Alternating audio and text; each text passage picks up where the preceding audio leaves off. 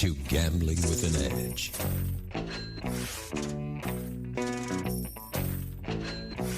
And now, here are Bob and Richard. Good afternoon.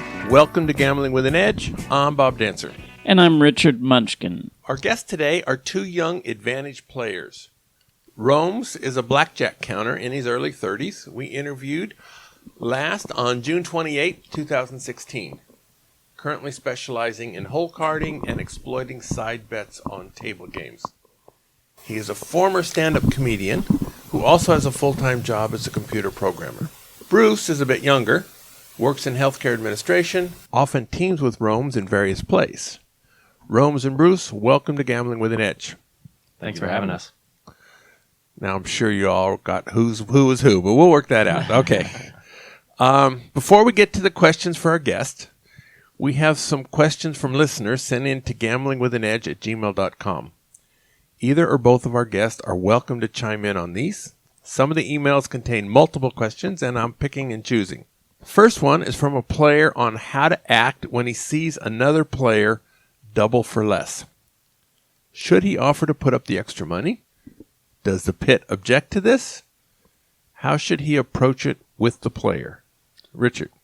Well, James Grosjean wrote a big article about this on, he calls it Scavenger Betting. And there is EV there, but a lot of times it's not worth going after because of exactly the reason of how does the pit view it. So I think it's just really a judgment call what you think you can get away with. Personally, I almost never do it. Sometimes with insurance bets or things like that. And mostly I think when I have actually done it, it's been in foreign casinos, but not much in the United States. How about you guys? Yeah, I was actually really intrigued to hear what you would say. For some reason, my gut was saying that you wouldn't do it that often. I actually am a big promoter of it, though. I'm a fan of it. The scavenger plays, and I mean, it's situational, like you said. If the guy's got $5 out and wants to double down for $4, then it's not really worth stopping the game and slowing your hands per hour down to get that extra dollar out there and try to get the edge on that. But I actually refer to this in the second article of the A to Z counting cards and blackjack on the Wizard of Vegas article section, and I called it scavenger plays right off of James Grosjean. And some of them are just way too much EV to let go, though, in my opinion. The one example I give there that actually happened to me, I'm sitting at a table. It's like true two. I've got like $40 out. It's not that advantageous yet. But the guy in seat 3 put all his chips, $100, in the circle. So I'm just kind of sitting there going, get a hard 10, get a hard 11. Come on, let's see something. So he did. He got an 11. Dealer had a 5. And I don't know this off the top of my head, but I know it's a good bet. But I went and looked it up for the show as well. That's actually a 61% edge on that bet. So just had my $100 ready, hoping he would get something like that. And he was about to hit, and hey, can I ride it with you? If you're just gonna hit it. And he's like, oh, sure, no problem. So, and fortunately, peeled off the 10 and, dealer busted as well. We won the hand. But the thing that really strikes me there about the EV is a lot of counters go after, 1.5%, 2%, in the long run. And a lot of counters, whether they're weekend warriors, part-time players, anything like that, they, they're making anywhere from $20 an hour or $100 an hour on, average. And yet, on this particular play, instead of a 1.5, like the EV on my hand, on my $40 bet true two was like $3. But yet, just by paying attention to the table and seeing the opportunity arise, I got a $100 bet now with a 61% advantage, and I just made more than most people's hourly EV in one hand. So it's like actually your hand, wouldn't it be more like 40 cents rather than 40 or 30 cents rather than $3? Yeah. And I have that written down in the article. The math is correct. The math, I assure you. But yeah, it's like, and now I'm not, and same thing I say there too, the disclaimer I like to give. I don't think you should go around and try to poach people's bets. I don't think you should, hey, I'm going to double for you before they even act, or if they have a soft hand that it could hurt them, like they want to, 7, they get a deuce, they want to hit again, something like that. But, to keep your eyes open for these situations, I think some of them, like that, for example, is just too profitable to let go. Yeah, I think that $100 is kind of a sweet spot.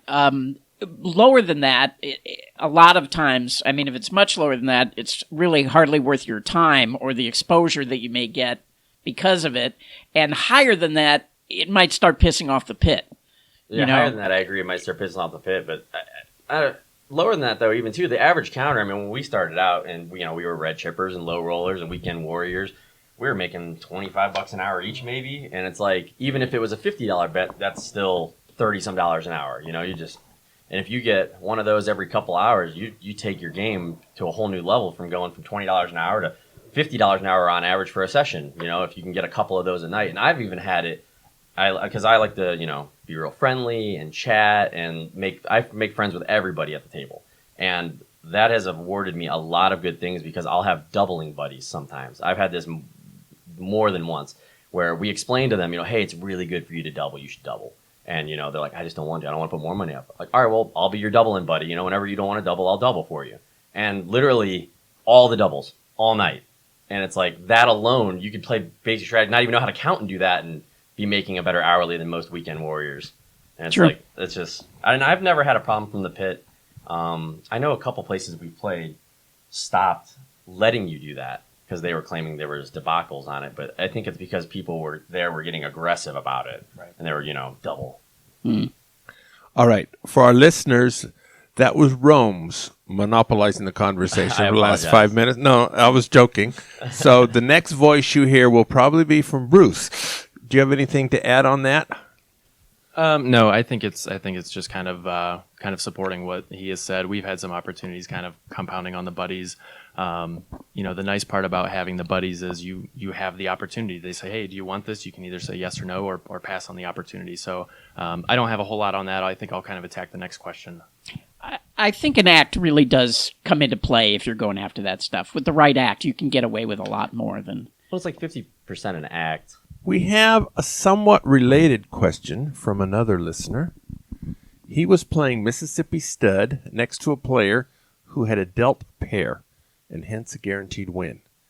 The player didn't have enough money to complete the full 3 times bet on every spot, so our listener tossed over a green chip to help the ploppy out. When the ploppy won, he returned the green chip that the listener lent him, plus another green chip because of the guaranteed win. Our listener returned the extra chip. The win was guaranteed after all. He wants to know if he should have kept it. Richard? I certainly would have kept it. Yeah. I mean, I guess he's being a nice guy, but yeah, I would have kept the extra. And if it had been a premium hand where you were getting paid 3-1 or 5-1 or something, I would have kept that too. I mean, so. Yeah, we kind of expect that answer to come from you, Richard.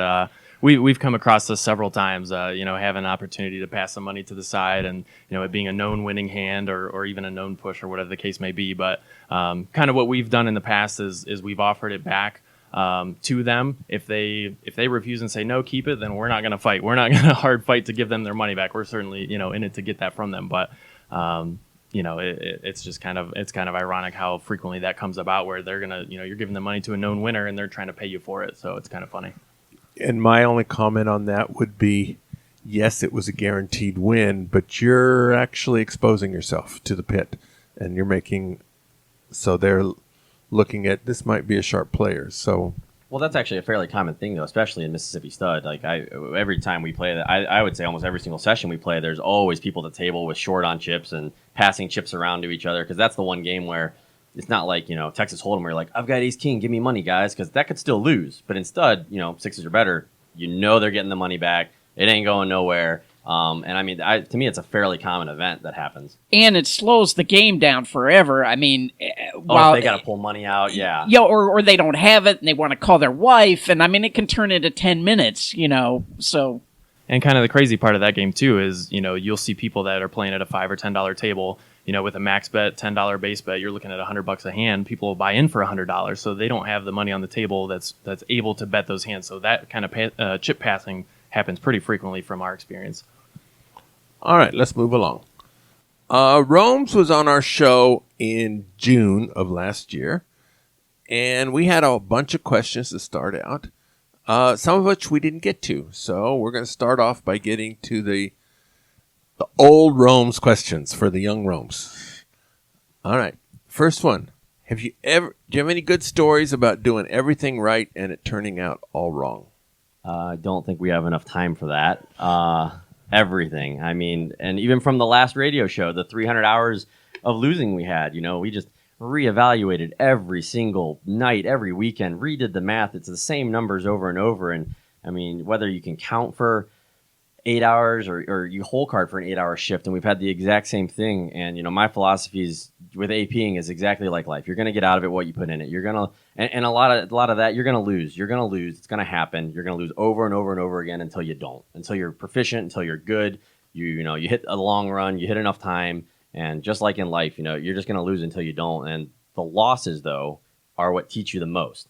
So winning is real easy. Everybody can win. But not everybody can take a loss and learn from it and not say, this doesn't work, I don't ever want to do it again.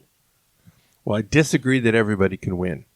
There's I know people, like early on in my career, I was playing video poker, and somebody next to me, there was this couple, and they hit a $4,000 royal flush.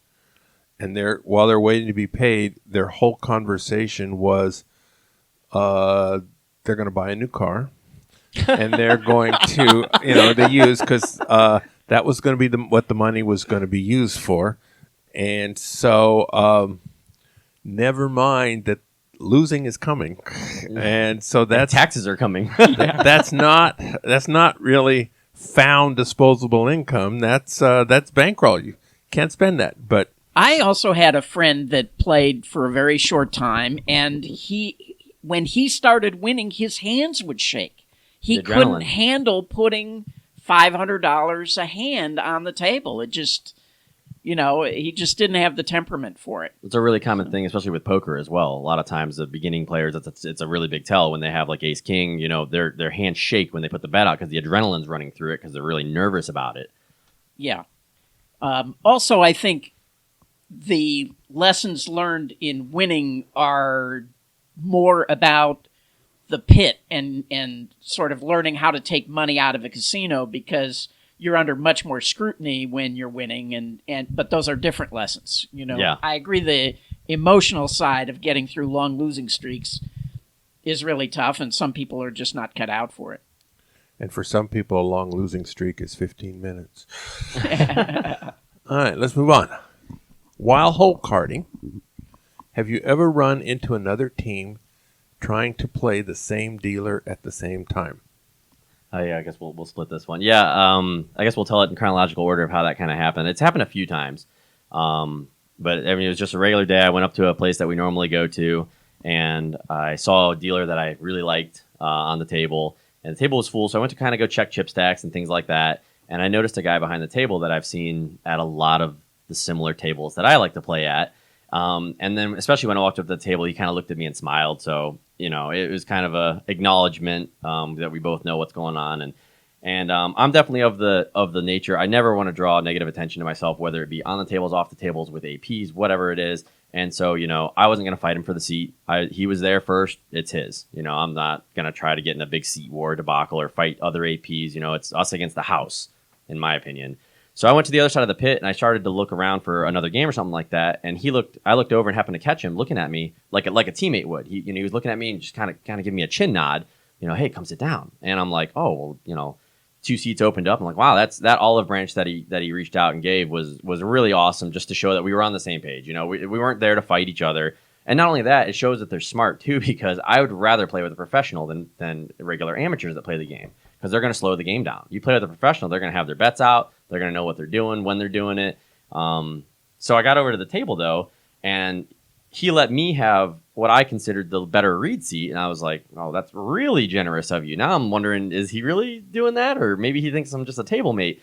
But then it became really apparent a hand later when the guy to my right started signaling every hand after that, oh, okay, he's your reader. And then the guy in first base across from me was just staring me down, evaluating what I was doing. So at that point, I kind of made 3 of them. And, when the breaker came, we ran to the bathroom, and I just, we all knew what each other. So I just walked up. Hi, I'm Rome's. How do you get? So we actually kind of exchanged some signals so that, if I got a little bit of a better view of one, or, their reader did, then we could all be on the same page, and help each other out. And, that we got back out of there, and that's when there was one seat left on the table. They actually had a fourth one as well. And that's when I texted Bruce before, and he just got up there, so I'll let him take over from there. Yeah, so I was waiting in the wings, so to speak, waiting for my opportunity to get on the table. I was the only one waiting, as standard would be. I'm kind of standing behind the table, just watching the action, seeing what's going on. Person in second base goes to stand up, so naturally I would think that that's my seat.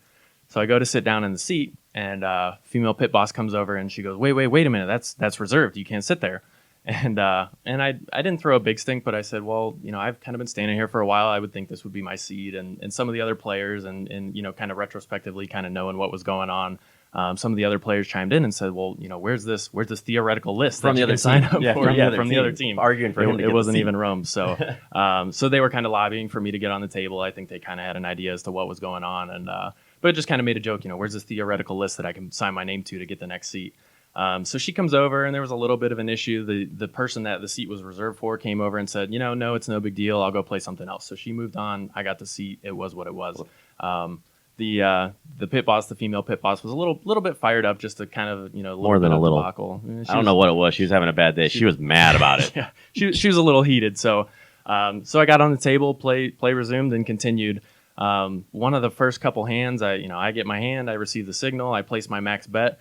She comes running over, probably through the pit, 2 or 3 tables down, and says, wait a minute, like kind of slows up the action, and basically was saying that he was, I was trying to pass post, I think is essentially what she was saying, that I saw the flop card somehow and saw what was on the flop and was trying to pass post my max bet.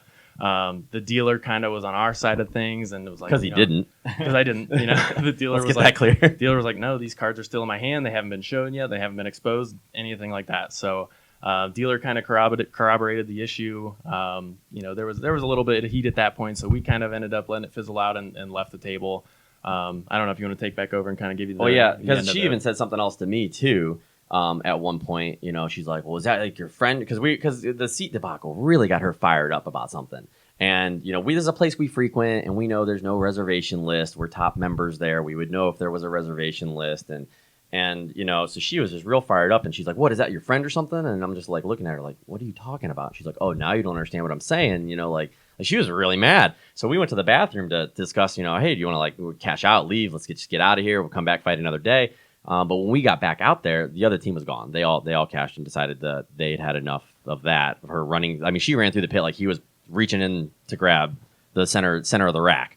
Like I thought she saw us read or something, and there's no way she could have. This was, maybe the player that you preempted is a friend of hers or tips her, or you know what I mean. And we know the other player too. They're a local that plays there often, and we're friends with them even. But it's like, yeah, I don't. She just seemed in a bad mood the moment she got in there.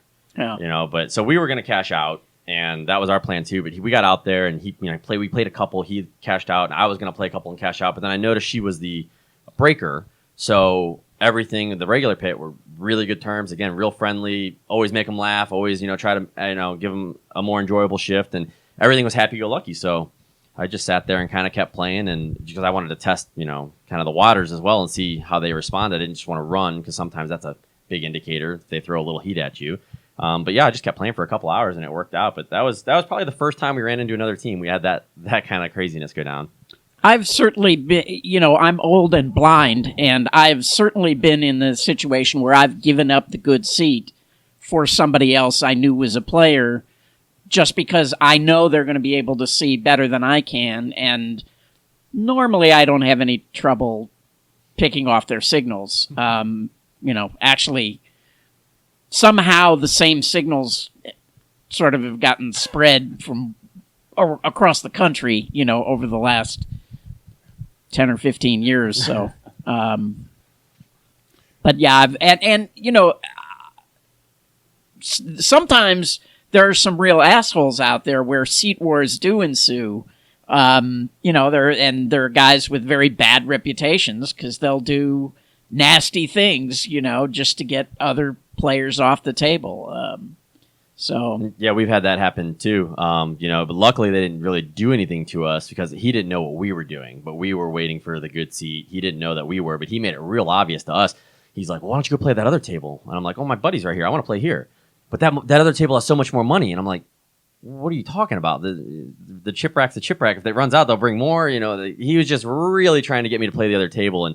And when I sat down and started playing, he was real pissed. And we were kind of a little nervous about that and what, if he would get real nasty about it. But I mean, we were waiting for a while. It was our seat, Yeah, I've heard stories about guys who, will come by the table and say, if I don't get a seat, I'm calling surveillance, and I mean, just all kinds of shit. And I had a guy turn me in a casino just because I was playing a game he felt like was his private domain. And he did that. He called surveillance and said, hey, that guy's in the Griffin book.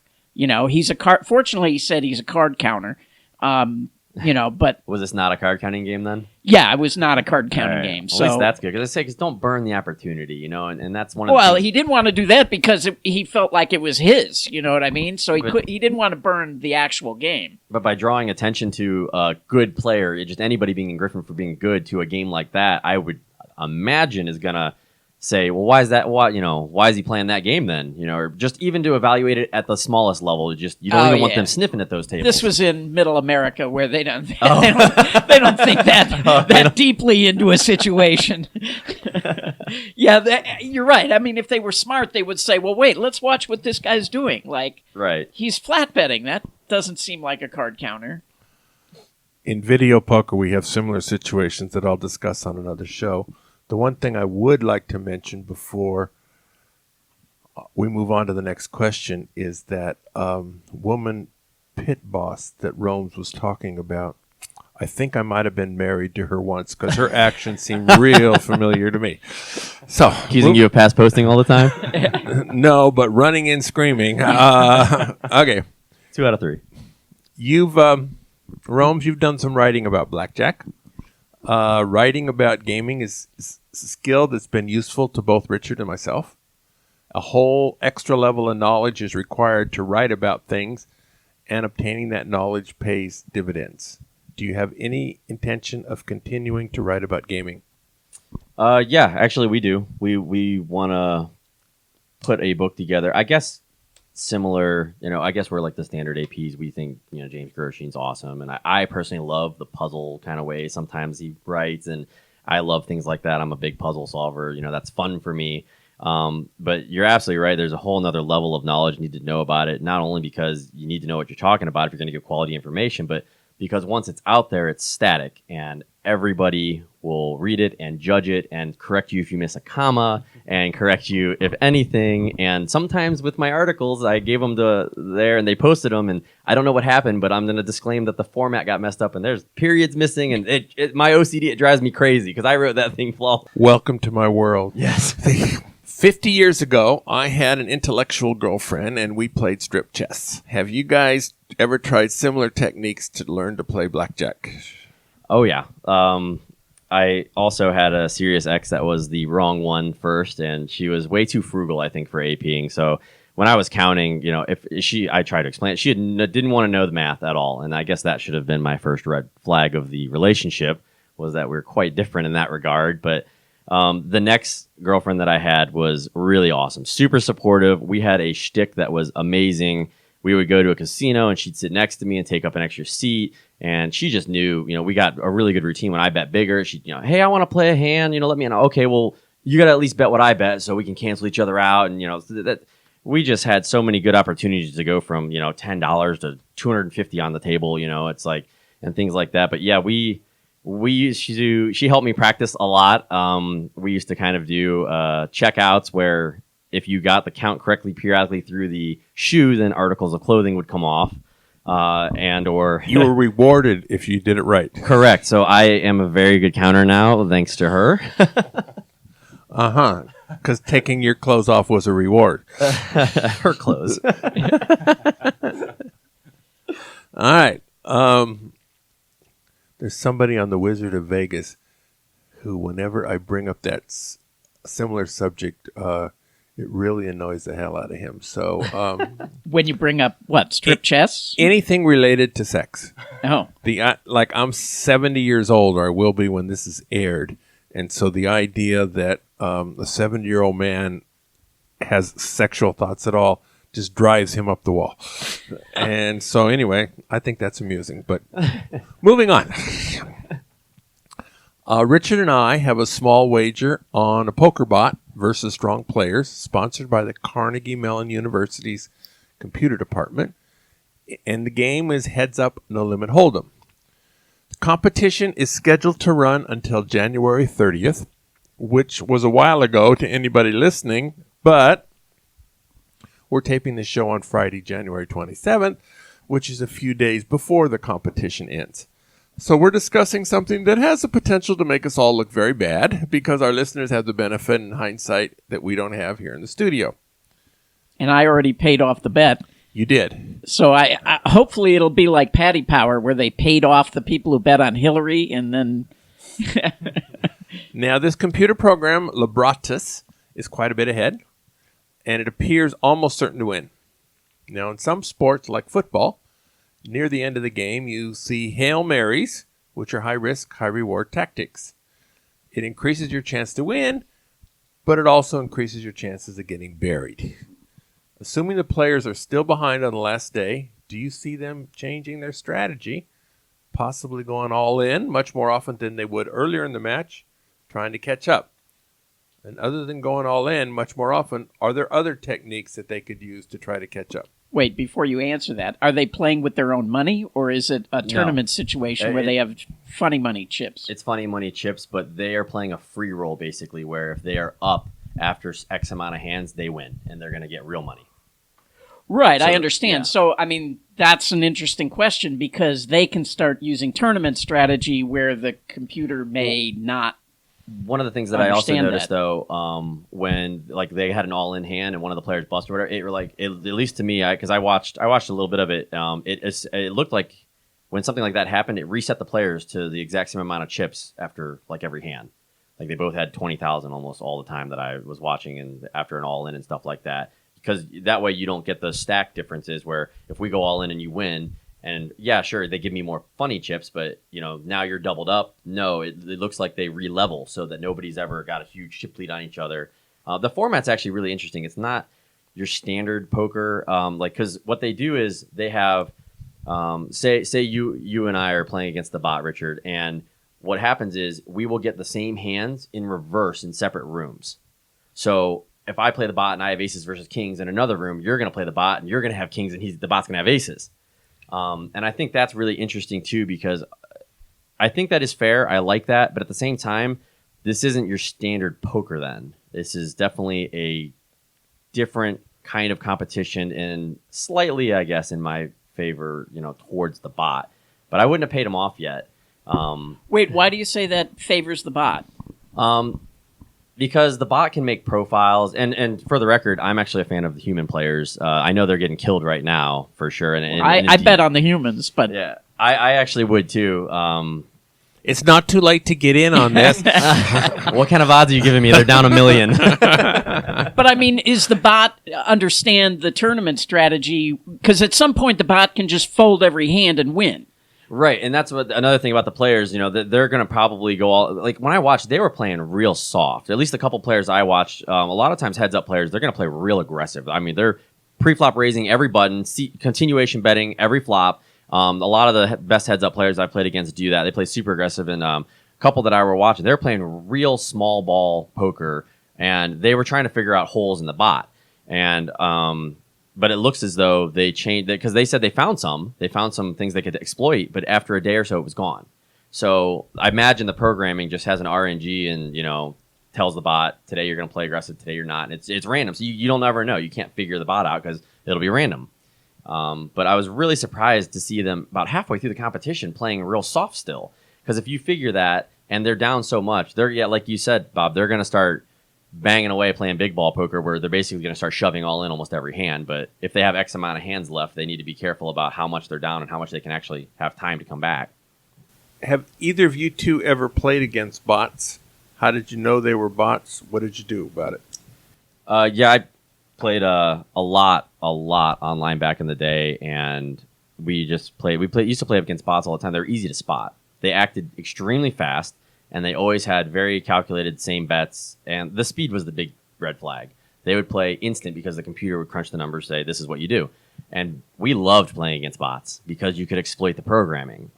They're all static variables in a calculation. If they put you on some kind of hand, and if you just simply overbet the pot, it makes it not worth it monetarily. You can purposefully manipulate that calculation so that it makes it not worth it for them to call.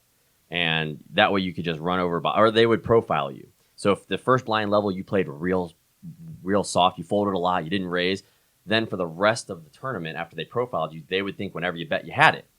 So then you just play, once you identify that, you just play real soft at the beginning, and then you just bet everything after that, and they just keep folding to you. Huh. So I didn't realize that the bots were playing the tournaments. I thought they were mostly in the cash games. No, it was mostly heads up. Yeah, I guess I should have qualified that. I played them a lot on the heads up tables, tournament style. Okay. On social aspects of APing, any experience with that, Bruce?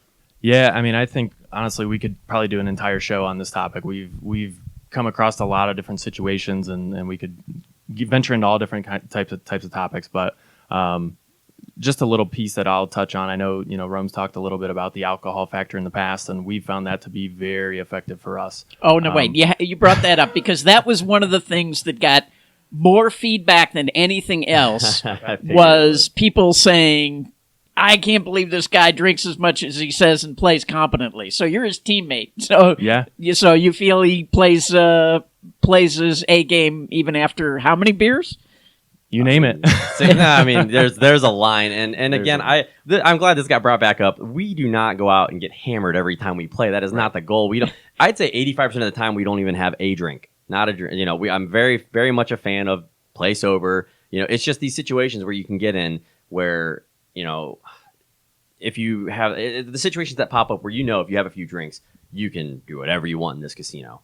And that we recognize those and just capitalize on it. I think it just opens a couple doors that may not be opened otherwise in certain situations. It doesn't bother you to be partners with a fish? We're kind of both that way, so it works. Who are you asking there? One of the things that gets brought up in almost every interview with a surveillance person is the person drinking alcohol. I mean, Yep. That is something they look for. So, Not just a tonic and lime. Yeah. So is that disarming to them if the answer is yes? right. Oh, it is. Absolutely. Right. Yeah. So that's one thing that we found to be effective for us in certain situations. Again, we're not every day we're out doing this. This is not the case. I know. Are we over the alcohol, or we want to get into that anymore? No. If our listeners were interested in it last time, why wouldn't they continue to be interested? Ask away. I think we'll touch on it a little bit more on some of the other questions that come up. But one of the things that we've kind of run into over the course of the past year and a half or a couple of years or so, the social aspect, again, we found very effective for us to be open, to be friendly, to be let's let these people in and kind of let us, let them know a little, not know what we're doing, but, let them, be okay with us, be friends with them, know a little bit about our histories and our backgrounds and stuff like that. And that's been effective for us in establishing rapport with pits and with other players at the table. We've got regulars that we play with that, they're ploppies. I mean, they're ploppies that we play with on a regular basis, and we're kind of probably they're seeing friends the same too. way. Yeah. Like they really genuinely are. We just like to make friends with everybody. But what's happened in those casinos once you have been backed off? I mean, the danger of that is you basically can never go back because they're not going to forget you. Sure. I will say at this point we've been able to establish a fair amount of longevity doing this so far, and some things have potentially changed, and not necessarily on our statuses, but just on the construct of the games and such. So that's kind of come up, but we haven't quite come across that yet. I mean, we've had a lot of heat, hole carding sometimes, but we've never been backed off a hole carding game, and we've been doing it for years. And it goes, I think I touched on it the last time, was, they're at work, the dealer's at work, the pit's at work, the other people are there to have fun. So, and it's more fun for us when we get to laugh and joke, and I love telling jokes, love making people laugh. So if I can do that, it makes their work day better. It makes my experience better. You never have a problem getting a comp. You never seem to get heat, and it's almost like I like to compare it like Daniel Negreanu in poker. He was one of the best guys at this. He would take someone's money and they would thank him for the opportunity to play with him every time. He was such a nice guy that people would just they would forget the fact that they were even losing, and they would just love to play with him. And he did that so well. So, no, wait, you just mentioned you never had a problem getting a comp. So you're playing with players' cards. Yeah. Well, but you said you've never got barred for that. But are you doing that when you count cards as well? Counting cards is a little less nowadays. It depends. If we're out in Vegas and we're staying at certain properties, we'll use a smaller spread to give them action and stuff like that. And so we will play on cards and give them action certain ways and stuff like that. But if we ever go to play for hardball or any decent money, we usually don't play on cards for card counting. Because that's just too, that everybody's looking at all of that. That's just too, right. It don't matter what you do and what kind of act you have. Sometimes you walk in and you're not going to, it's not going to happen. Right. Especially in Vegas. Vegas Right. seems to be the worst place to count cards. Oh, yeah. Currently. Kind of changing the pace a little bit. It's still in the social aspect of it. This was a kind of an adaptation in our game that we kind of ran into and adapted on the spot with doing. Within, I think we'll get a little bit into more detail. We have some sub teams that we kind of run within our greater team.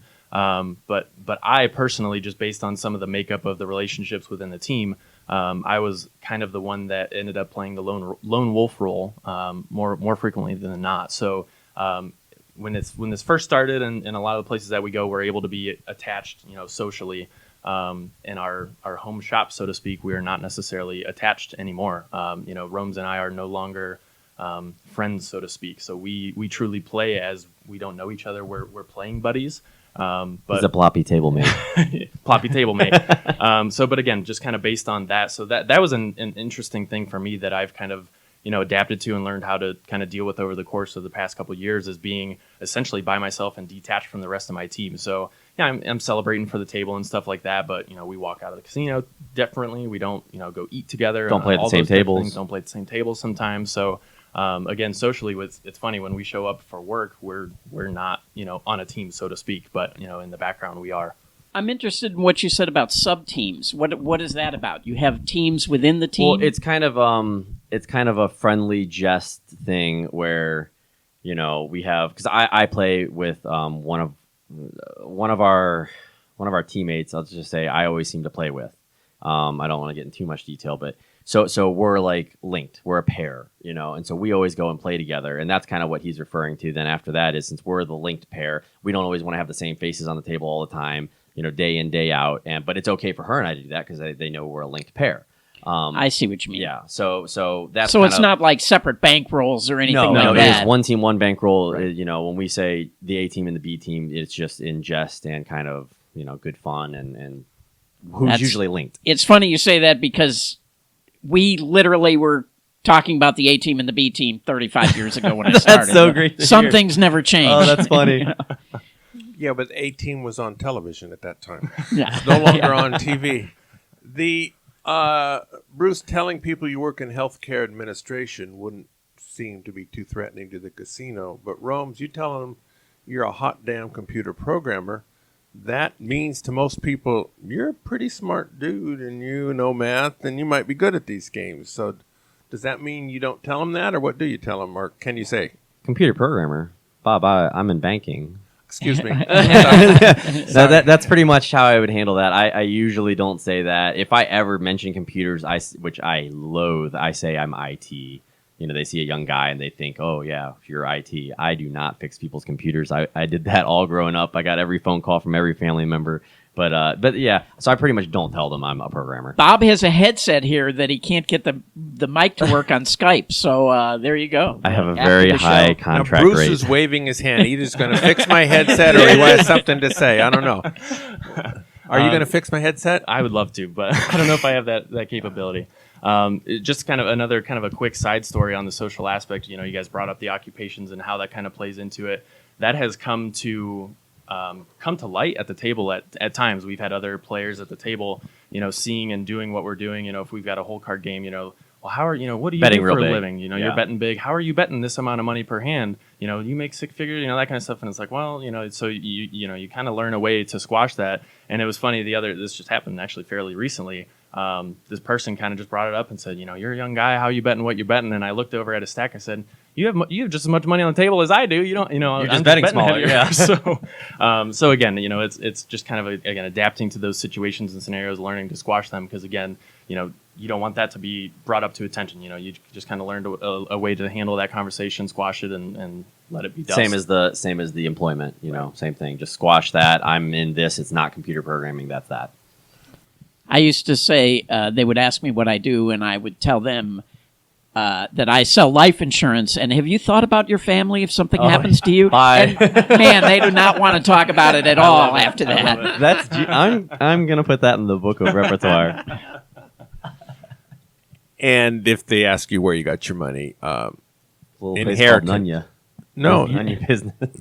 Well, inheritance. Trust fund is always a good answer. Doesn't everyone have one?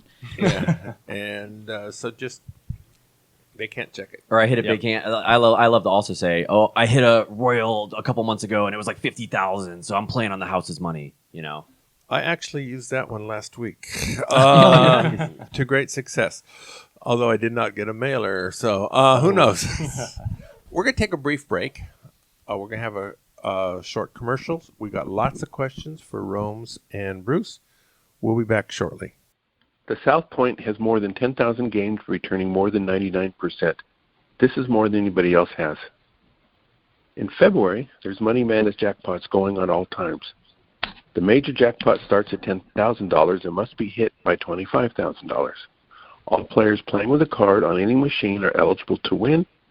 If you've been playing the game when it goes off and you're not the lucky one who hit it, and you've been playing at least $1.25 in the past minute, you will get $25 in free play.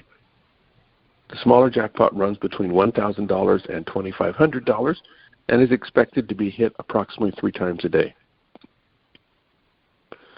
The 6th class in the current 10-week semester of free video poker classes will be on Wednesday, March 1st at noon in the Silverado Lounge. This lounge is the first one you come to when entering from the parking garage. The class is 8-6 Bonus Poker Deluxe Ultimate X. In Ultimate X, you earn multipliers for the next hand based on any paying combination you receive this hand.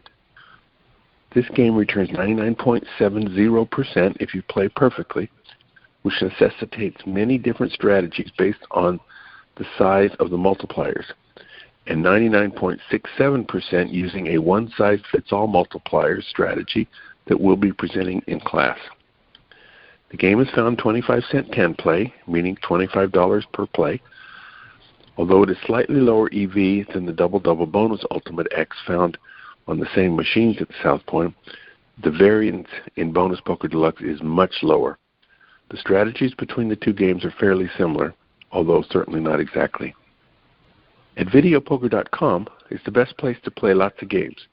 If you sign up for the Gold membership, $8.95 a month or $79.95 a year, this allows you to get correction on most of the games.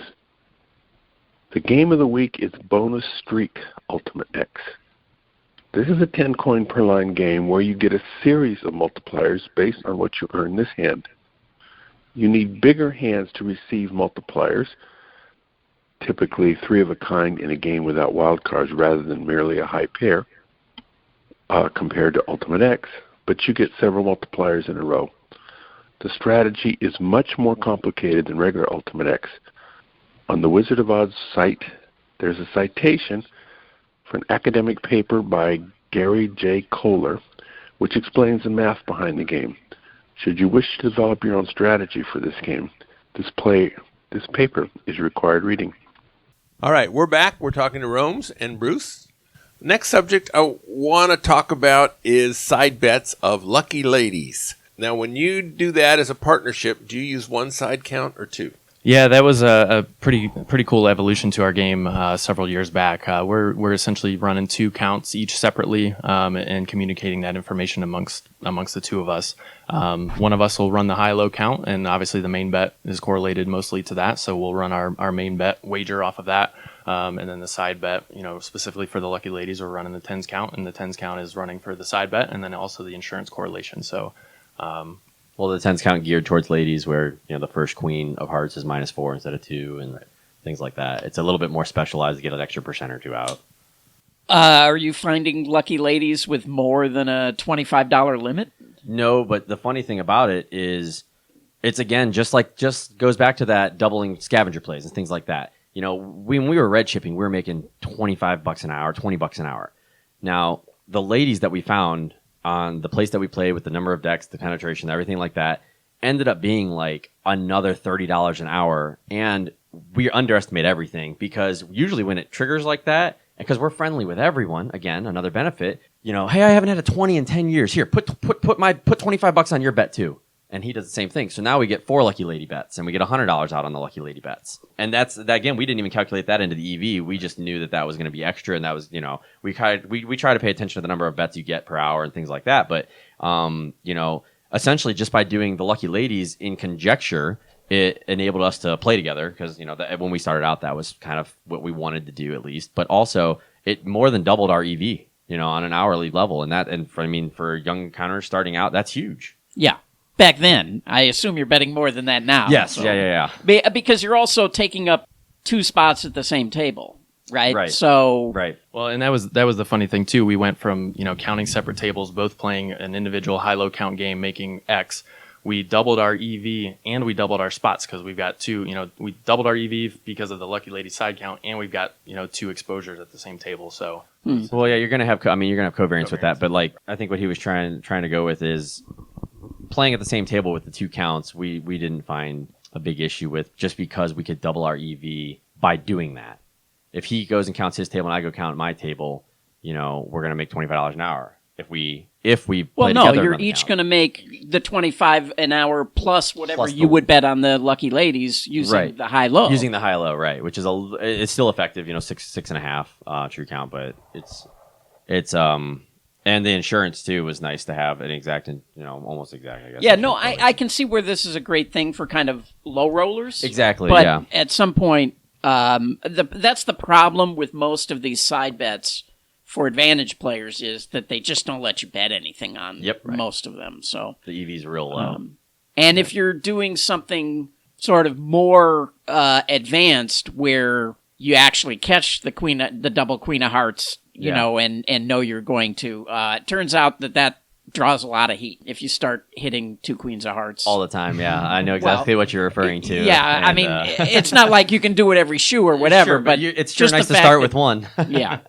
Yeah, I had a situation actually where I bet 2 hands with the lucky ladies, and the first 2 hands, the first 2 cards were Queen of Hearts, and the pit boss was standing right there, and that was the beginning of the end, actually. So, All right, now we're going to talk about a side bet that sounds the same, but it isn't. The Lucky side bet. Now, when you first came across it, you knew it was beatable, but you didn't know exactly how. So what did you do? Yeah, we knew it was beatable. I basically knew everything like this is all about effective removal. So I ran to the bathroom real quick and just looked up the effective removal for the side bet. And I can't remember if there wasn't a count on there or if it wasn't balanced, the site that I was on, because I just wanted to use a balanced count. So I ended up just off the effective removal, just making the count up. I think the 7 was -2, the 6 and 8 was -1, everything else was +1, I think is what it was, so that it would be balanced. And then we ran out and ran the double counts at the table and saw how it went. And I don't know if, it was one session, so it's hard to say whether or not we were just getting lucky or not. But, we were spot on. Whenever mine dictated we bet it, here come the 6s, 7s, and 8s, and and he was running high-low, and go figure, we did really well on the side bet, and we got creamed in the regular game as per usual. Goes back to that doing everything right and having the wrong result. Yeah, there you go. So you didn't go home afterwards and then analyze what that count was worth? No, yeah, I did, but it was in a place, it's not really available to us, and actually I don't think we've ever played it again. So I didn't put too much time and effort into it because I knew it wasn't something that we'd probably really ever play too much. But I wanted to know the EV and what we did, and if we did the right thing, and we did, and there was a little bit of a better count that was unbalanced, but mine was still profitable. It still worked. Told us in an email getting ready for this that you once had a crazy breakdown trip. Tell us about that. This trip we could go on for hours about this trip, but how about 6 minutes? You got it. So, not all bad things. It was a very interesting trip, and of course, it's one of those things you look back on, and it's like, wow, it's crazy that happened to us, but it's a great story to tell. So it was wintertime. You had some snow and bluster that comes along with that.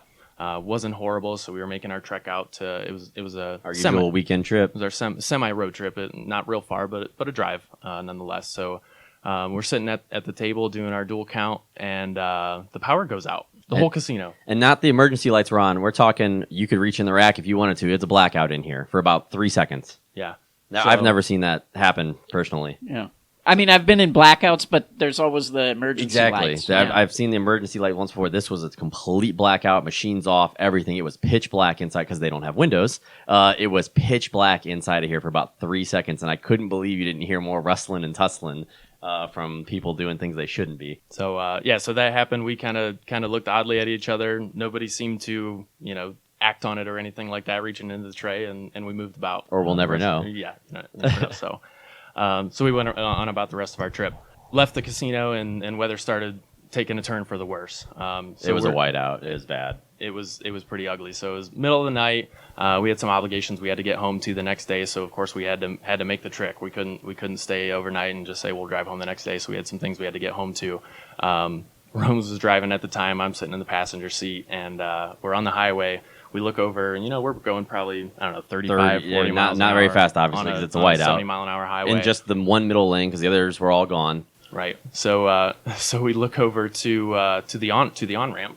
There's a tour bus merging onto the highway, and it's got a head of steam on it. It looked like it was going faster than it should be. And my thought was, well, I know trucks, sometimes they still speed when it's snowing out because they not only do they have 18 wheels, they have all the weight, which keeps the pressure on the ground, and they can still get their friction then, so they can still drive normal. And I'm like, so maybe this bus is not having the problems we are because we're sliding all over the place. But this bus did not slow down, and it got to the point where they were basically just going to plow us, right, T-bone us. It's totally in the side, and I just did my best and kind of drifted into the regular fast lane, which was completely covered and gone. And amazingly, they missed us by about 6 inches.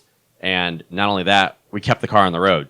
So we didn't go off or have to, we were able to keep driving at least. So we're kind of rehashing that, surprised that we're still on the road and driving and didn't get hit or anything like that.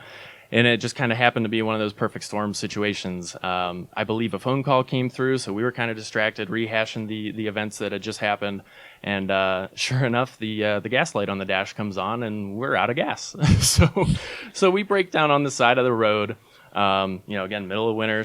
And we were on a toll road, so there wasn't another stop for like 30 miles. But the thing that saved us was we were under a bridge of a crossing road. So we climbed up the side of the hill, mountain, whatever, onto this bridge with no sidewalk. But at least this is the middle of the night, right? Oh yeah. This was like 3 a.m., 4 a.m. Jesus. And then we walked a mile down that road to actually get to a gas station and get 1 gallon of gas. That's enough. So we buy the container, buy the gas, make our trek back to the car, put the gas in, go to start the car back up, and sure enough, a light on the interior had been left on. So the car didn't start. So we have gas. The battery's dead. Cruiser comes pulling up behind us. Yeah, thank goodness. We were about to call AAA or something, but then a cop comes rolling by to see if we're okay. Right. So cop comes pulling up behind us. He comes and starts. We give him the rundown, and why don't I call a tow truck for you guys? And we just kind of told him, hey, we just ran out of gas. We've got gas now. We just need a quick jump. Can you jump? Yeah, for he us? didn't want to jump us at first, and I'm like, why don't I call a tow truck? We've got cell phones too. I mean, I've got the cables. Can you just maybe turn your car around? There's no one else on the road because it's terrible, So he kind of reluctantly pulls around in front of us, front to front, and we hook up the cables and stuff like that. I get sent. We're in Rome's car. Rome's is driving. I'm the passenger. I get sent into the trunk of Rome's car to fish the through the back seat because the power was out, so I couldn't pop the trunk through the back seat. So I remember being knees on the back seat. The back seat's folded down. I'm in there. I don't have any light. I don't. He might have had his phone, but that was He had a bunch of stuff. Rome's has got a lot of hobbies, so he had a bunch of stuff in his trunk. So I'm kind of shuffling through the trunk to get the jumper cables out, and I start hearing some voices, and he goes, it's the cop, and he goes, hey, what are you doing back there? Like every 15, 20 seconds. Hey, hurry up. Come on. We need to get going. He started getting real snarky. Like, get out, get the cables now. Things like that. So, and in the meantime, unbeknownst to me, the cop had given a nice little wink to Rome and said that, of course, he was going to be pulling a practical joke on me. So I'm in the back, and I'm getting flustered because, cops pushing us along. And I finally get to the point where I can't find these damn cables. And I just popped my head out of the trunk. I said, why don't you effing come look for these cables? It's your car anyway. And he sees me rolling, laughing. At that point, he knows that he's been had a joke played on him. But that was hilarious. I'm so glad the cop thought that one up.